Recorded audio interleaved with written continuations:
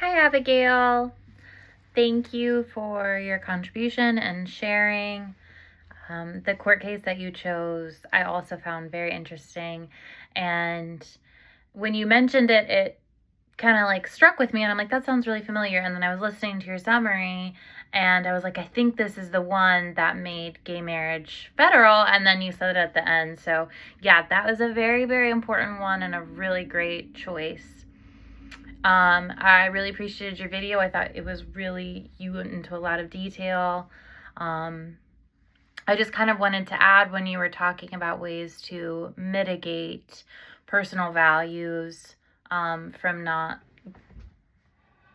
transferring to clients or imposing our values on clients. I just wanted to add to that. You were mentioning self-awareness and reflection.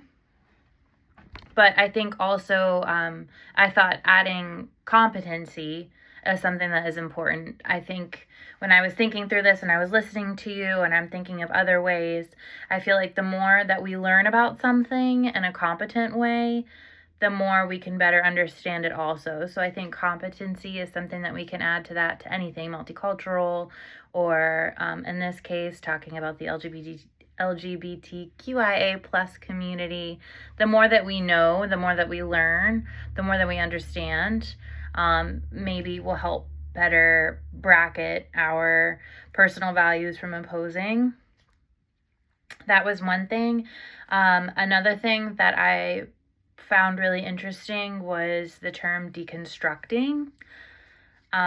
Mitchell 2022 states that to deconstruct is essentially to redefine what your thought process is, what you really think. I feel like a lot of us go through life, based on our beliefs and values from when we were raised, and we just kind of stick with that and we don't ever reevaluate that. And it kind of goes back to what you were talking about with the self-awareness and the reflection part of that is, reconnecting. What do I feel about this?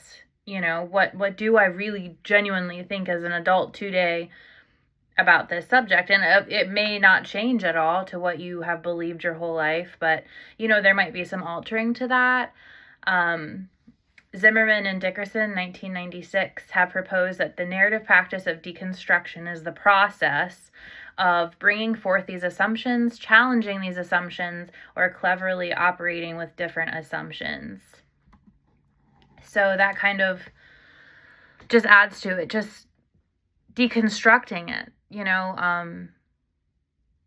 tearing things apart, reevaluating things. I think that also will help in the future with us as clients, is just reevaluating, deconstructing, on top of that self-reflection. So that was just my thoughts on it. You did a wonderful job. Thank you for sharing.